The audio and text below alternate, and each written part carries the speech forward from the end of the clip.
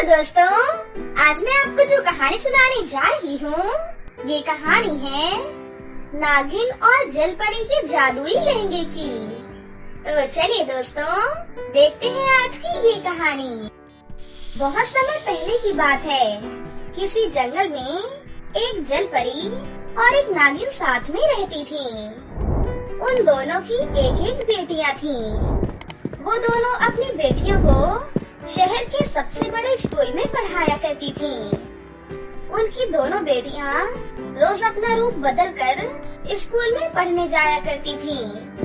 फिर एक दिन जब वो दोनों स्कूल से घर लौट रही थीं, कि तभी रास्ते में एक काजल नाम की लड़की उन्हें पेड़ के ऊपर रस्सी बांधते हुए दिखाई देती है। अरे वो देखो, वो लड़की पेड़ की डाली पर रस्सी क्यों बांध रही है? मुझे तो लगता है कि वो आत्महत्या करना चाहती है। हाँ, तुम बिल्कुल सही कह रही हो। मुझे भी ऐसा ही लगता है। चलो चलकर उस लड़की को बचाते हैं, वरना वो अपनी जान दे देगी। उसके बाद वो दोनों काजल के पास पहुंचकर उसे रोक लेती हैं। अरे आखिरकार ऐसी क्या बात हो गई जो तुम इस तरह आत्महत्या कर रही हो? देखो, आत्महत्या करना बहुत बुरी बात है। हमारे जीवन में चाहे कितनी भी परेशानी क्यों ना आ जाए, हमें कभी भी आत्महत्या नहीं करनी चाहिए। बताओ हमें, आखिर तुम किस परेशानी की वजह से आत्महत्या कर रही हो? मेरे जीवन में सिर्फ परेशानियों के अलावा और कुछ भी नहीं है। अभी कुछ ही दिनों पहले मेरे माता पिता की मौत हो गई। उनकी मौत के बाद किसी भी रिश्तेदार ने मेरा साथ नहीं दिया। यहाँ तक कि मेरे मकान मालिक ने भी मुझे घर से बाहर निकाल दिया।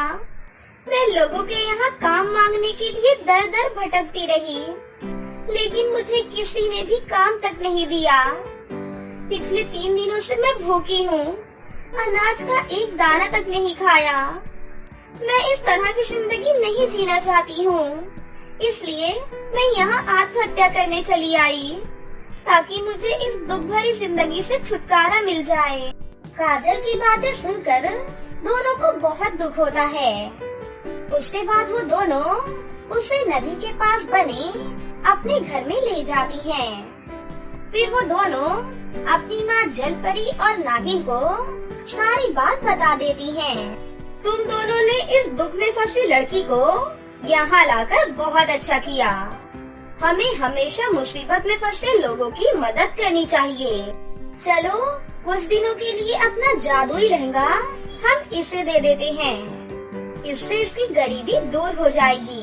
फिर वो दोनों काजल को अपना जादुई लहंगा दे देती हैं। ये हमारा जादुई लहंगा है, इसे तुम 1 हफ्ते के लिए अपने पास रखो। ये तुम्हारी सारी गरीबी दूर कर देगा। और हाँ, ठीक 1 हफ्ते के बाद ये लहंगा हमें लाकर वापस दे देना। उसके बाद काजल उन सभी का शुक्रिया अदा करके उस जादुई लहंगे को लेकर अपने गांव वापस चली जाती है। काजल, अब तुम मेरी मालकिन हो। कहो, तुम्हें क्या चाहिए? मैं अपने लिए एक घर बनाना चाहती हूँ, जिसके लिए मुझे ढेर सारे पैसे चाहिए। ठीक है, मैं अभी पैसों का इंतजाम करता हूँ। उसके बाद जादुई लहंगा हवा में उड़ता हुआ एक पेड़ के ऊपर पहुँच जाता है और उस पेड़ पर लगे ढेर सारे फलों को तोड़कर काजल के सामने रख देता है। और फिर जादुई लहंगा अपनी जादुई शक्ति से उन सारे फलों को सोने के रूप में बदल देता है। ये देखकर काजल बहुत खुश होती है। उसके बाद काजल वो सारे फल बेचकर ढेर सारे पैसे इकट्ठे कर लेती है। फिर काजल एक बहुत ही सुंदर सा मकान खरीद लेती है। दूसरी तरफ वो जादुई लहंगा काजल को ढेर सारे सुंदर सुंदर कपड़े भी देता था। साथ ही वो काजल को उसके मनपसंद का खाना भी देना शुरू कर देता है। इस तरह काजल की जिंदगी पूरी तरह बदल जाती है। दूसरी तरफ काजल को ठाट बाट से रहते हुए देख गांव के लोगों को बड़ा आश्चर्य होता है। लेकिन काजल के पास सारी सुख सुविधा आने के साथ साथ उसके अंदर घमंड भी आ जाता है और वो लोगों से बदतमीजी से पेश आने लगती है।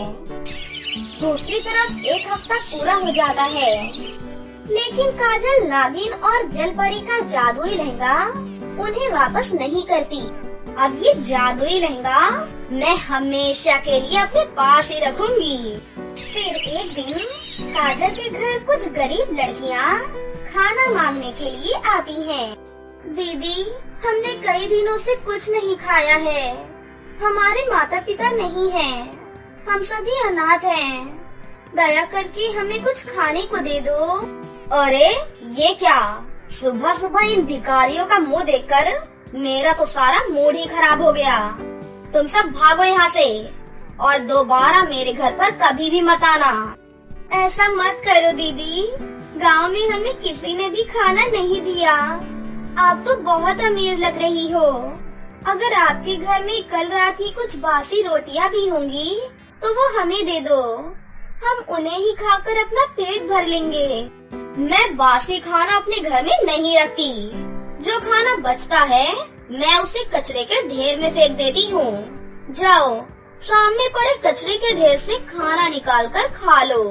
काजल का ये बर्ताव देख उन सभी लड़कियों को बहुत बुरा लगता है, लेकिन वो सभी लड़कियाँ बहुत ही भूखी थीं, इसलिए वो कचरे के ढेर से खाना निकालकर खाने लगती हैं।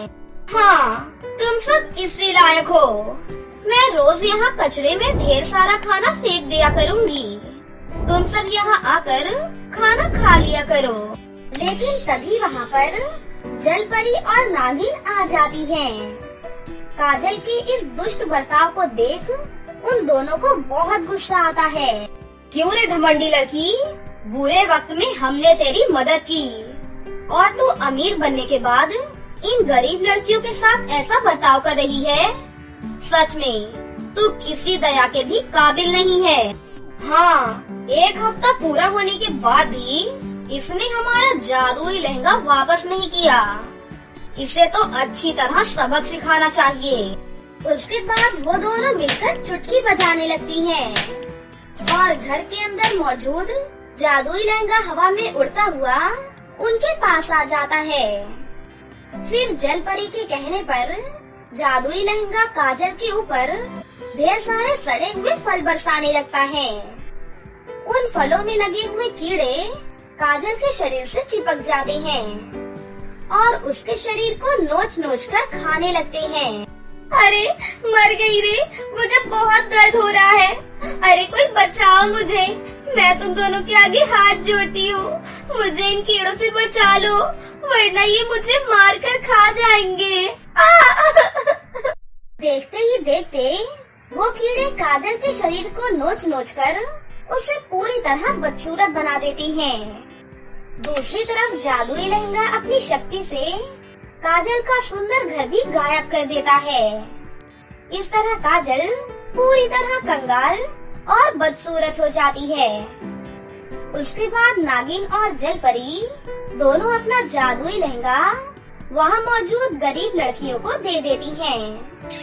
फिर एक हफ्ता पूरा होने के बाद वो सभी लड़कियाँ बहुत ही अमीर बन जाती हैं और ईमानदारी के साथ वो जादुई लहंगा नागिन और जलपरी को जाकर वापस कर देती हैं। दूसरी तरफ गरीब बनने के बाद काजल की अकल ठिकाने आ जाती है, लेकिन उसके पास दर दर की ठोकरें खाने के अलावा और कोई भी रास्ता नहीं बचा था।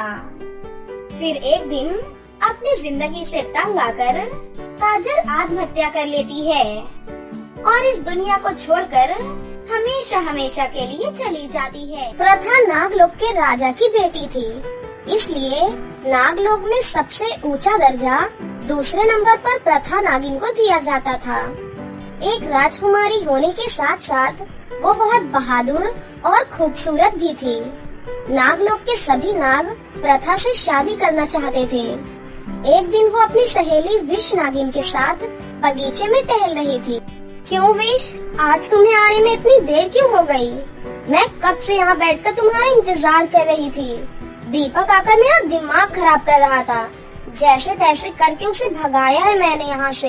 ये नाग लोग के नाग कभी नहीं सुधरेंगे। सबकी गंदी नजर रहती है तुझ पर। चुप कर, अब ये बता कि देर क्यों हुई तुझे आने में? बात पलट मत। महाराज से आज्ञा लेकर आज मेरे पिता पृथ्वी लोक की ओर रवाना हुए हैं। उन्हीं की विदाई करने में समय लग गया। अच्छा हाँ, मैं तो भूल ही गई थी। पिताजी मुझे कल ही तो बता रहे थे। क्या तेरा मन नहीं करता पृथ्वी लोक जाने का? करता तो बहुत है। सुना है वहाँ पर बड़ी बड़ी इमारतें हैं और रात को वहाँ रोशनी जगमग जगमग तारों की तरह चमकती है। वहाँ कई सारे त्योहार भी मनाए जाते हैं, लेकिन ना जाने क्यों वहाँ सबको जाने की आज्ञा नहीं है। प्रथा विष की बातों को बहुत ही ध्यान से सुन रही थी। घर लौटने के बाद प्रथा अपने पिता से कहती है, पिताजी क्या आपकी तबीयत ठीक है? हाँ बेटा, मेरी तबीयत अब ठीक है। क्या बात है? नहीं, कुछ भी तो नहीं है। बता भी दो बेटी, हम तुम्हारी आंखों में देखकर बता सकते हैं कि तुम्हारे मन में कोई सवाल चल रहा है। सही कहा आपने।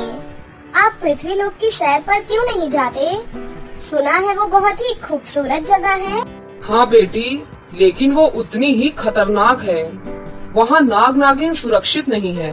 लेकिन विष के पिता तो आज पृथ्वी लोक पर गए हैं। वो किसी खास मकसद से गए हैं, लेकिन अब मुझे उनकी चिंता हो रही है। वहाँ हमें भेष बदल कर रहना पड़ेगा। तो क्या आप पृथ्वी लोक पर जा रहे हो? हाँ बेटी, विष के पिता को जिस कार्य के लिए वहाँ भेजा था, अब लगता है वो कार्य अकेले नहीं कर पाएंगे। मुझे भी जाना होगा। इतना कहते ही महाराज जोर जोर से खांसने लगते हैं। प्रथा उन्हें बेड पर बैठाकर कहती है, आपकी तबीयत बिल्कुल ठीक नहीं है पिताजी। क्या आप अपनी बेटी को इतना कमजोर समझते हो कि मैं इंसानों का सामना नहीं कर पाऊंगी? आप मुझे जाने की इजाजत दीजिए। पिताजी, आपकी तबीयत अभी ठीक नहीं है। कुछ देर सोचने के बाद महाराज कहते हैं, हाँ बेटी, मुझे तुम पर पूरा भरोसा है। कल सुबह होते ही तुम पृथ्वी लोक के लिए निकल पड़ना। पर पिताजी, आपने मुझे वो कार्य नहीं बताया जिस कार्य के लिए विष के पिता वहाँ हैं। कुछ दिनों के बाद महाशिवरात्रि आने वाली है। पृथ्वी पर एक बहुत बड़ा शिव मंदिर है, जो कि कई सदियों पहले स्वयं शिव जी के एक भक्त द्वारा नियमित किया गया था। महाशिवरात्रि की आधी रात को वहाँ नागमणि उत्पन्न होने वाली है। वो हमारी धरोहर है। उसकी रक्षा करना हमारा फर्ज है। उसे सुरक्षित उसके स्थान पर लाना है। पिता की बातों को सुनकर दिल में हौसला लिए प्रथा अगली सुबह पृथ्वी लोक के लिए निकल पड़ती है। वो इंसानी रूप में ही पृथ्वी के एक जंगल में कदम रखती है। वो जब जंगल से बाहर निकल रही थी, तभी पीछे से उसे एक मनमोहक सी आवाज सुनाई देती है। तुम अकेले इस जंगल में क्या कर रही हो सुंदर कन्या? ऐसे अकेले घूमा नहीं करते। चलो, मैं तुम्हें तुम्हारे घर सुरक्षित पहुंचा देता हूँ। वो लड़का इतना मनमोहक लग रहा था कि प्रथा की नजर उस पर से हट ही नहीं रही थी। मेरा घर, कहाँ जाऊँ मैं? ये सुनकर उस लड़के को लगता है कि इस लड़की की याददाश्त चली गई है। वो उसकी मदद करने के लिए कहता है, मेरा नाम ऋषभ है। तुम मेरे घर रह सकती हो। देखो, मुझे ऐसा वैसा लड़का मत समझना। मैं बस तुम्हारी मदद करना चाहता हूँ। प्रथा ऋषभ के साथ उसके घर चली जाती है। वो उसके घर पहुंचकर देखती है कि उसका घर बहुत ही बिखरा बिखरा और गंदा हो रखा है। क्या तुम अकेले रहते हो? घर की क्या हालत बना रखी है? हटो यहाँ से, मुझे सफाई करने दो। मुझे गंदगी बिल्कुल पसंद नहीं है। मेरी माँ गांव में रहती है। यहाँ मैं अकेला ही रहता हूँ, इसलिए सफाई करने की जरूरत महसूस नहीं होती। प्रथा घर साफ करने लगती है और मिनटों में पूरा घर चकाचक कर देती है और रात को खाना भी बना देती है। खाना खाने के बाद, खाना तो तुमने बहुत स्वादिष्ट बनाया है। क्या तुमने अपनी माँ से खाना बनाना सीखा है? हाँ। अगले दिन ऋषभ बाजार से प्रथा के लिए बहुत सुंदर सुंदर कपड़े ले आता है। अरे, इसकी क्या जरूरत थी? तुम्हारे पास कपड़े नहीं थे, इसलिए मैंने सोचा तुम्हारे लिए बाजार से कुछ नए कपड़े ले आऊं। तुम्हारा शुक्रिया मेरी मदद करने के लिए। अरे इसकी क्या जरूरत है? तुम मुझे इतना स्वादिष्ट खाना भी तो बनाकर खिलाती हो। सोने से पहले प्रथा के मन में बहुत सारे सवाल चल रहे थे। मुझे काका को भी ढूंढना होगा। शिवरात्रि तो 2 दिन बाद ही है। हो सकता है वो मुझे मंदिर में ही मिले। प्रथा और ऋषभ की नजदीकियां बढ़ रही थीं। दोनों एक दूसरे को बहुत पसंद करने लगे थे। फिर शिवरात्रि का दिन भी आ जाता है। प्रथा तैयार होकर शिव मंदिर की ओर निकलती है। उस दिन ऋषभ भी घर पर नहीं था। मंदिर में प्रथा विष के पिता को देखकर कहती है, काका आखिरकार आप मुझे मिल ही गए। बचकर रहना बेटी। मैंने इतने दिनों से तुमसे मिलने की कोशिश इसलिए नहीं की ताकि लोगों को शक न हो। किसी पर भरोसा मत करना। आज रात नागमणि लेकर हमें नागलोक लौटना होगा। कुछ सपेरे हैं यहाँ जो नाग नागिन को बंदी बनाकर उनकी बलि चढ़ा देते हैं। बच कर रहना। पूजा समाप्त हो जाती है और सभी भक्त अपने घर चले जाते हैं। मंदिर भी बंद हो जाता है। मंदिर बंद होने के बाद प्रथा अपने काका के साथ नागिन रूप में मंदिर के अंदर प्रवेश करती है। थोड़ी ही देर बाद नागमणि मंदिर में प्रकट हो जाती है। प्रथा और उसके काका नागमणि के पास पहुँचते कि उससे पहले ही उन्हें बीन की आवाज आने लगती है। वो दोनों कान पर हाथ रख कर छुप जाते हैं, लेकिन खुद पर काबू नहीं कर पाते। वो देखते हैं कि वहाँ पर कुछ सपेरे आ रहे हैं।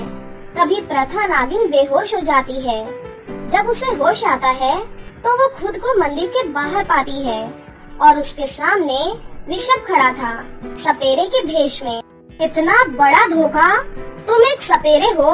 तुमने मुझसे दोस्ती भी मुझे मारने के लिए की थी, सही कहा ना? बिल्कुल नहीं। मैं तुम्हें बचाना चाहता हूँ। मेरे साथ ही तुम लोगों को मारकर नागमणि लेने आए हैं, लेकिन मैं तुम्हारा साथ देना चाहता हूँ। पता नहीं क्यों, पर हाँ, चलो नागमणि की रक्षा करें। और हाँ, तुम्हारे काका की भी। वो अकेले ही वहाँ सबको रोक रहे हैं। दोनों जरा भी समय खराब ना करते हुए मंदिर के अंदर पहुँचते हैं। वो दोनों अपनी शक्तियों को एक साथ मिलाकर सारे सपेरों को एक ही झटके में चित कर देते हैं। प्रथा के काका बहुत ही जख्मी हालत में जमीन पर पड़े हुए थे। काका, अब सब ठीक हो गया। अब हम अपने लोक वापस जा सकते हैं। प्रथा नागमणि उठाकर अपने काका के सर पर लगाती है और उसके काका के सारे जख्म भर जाते हैं। प्रथा ऋषभ के बारे में अपने काका को सब कुछ बता देती है। फिर वो तीनों नागलोक के लिए रवाना हो जाते हैं। आपके बताए हुए काम को मैंने अच्छे से निभाया ना पिताजी? हाँ बेटी, मुझे तुम पर गर्व है। माँ, पिताजी, ये ऋषभ है। मैं सब जानता हूँ बेटी। जब मुझे तुम दोनों की चिंता होने लगी तो मैं भी पृथ्वी लोक पर आ पहुँचा। वहाँ मैंने सब देखा कि कैसे ऋषभ ने तुम्हारी मदद की। अपने साथियों के खिलाफ जाना बहुत ही जिगर की बात है। और अब जब मुझे पता चल गया है कि तुम दोनों एक दूसरे को पसंद करते हो, तो मैं तुम्हारी शादी बहुत ही जल्द कराऊंगा। ये खबर सुनकर वो दोनों बहुत ही ज्यादा खुश हो जाते हैं।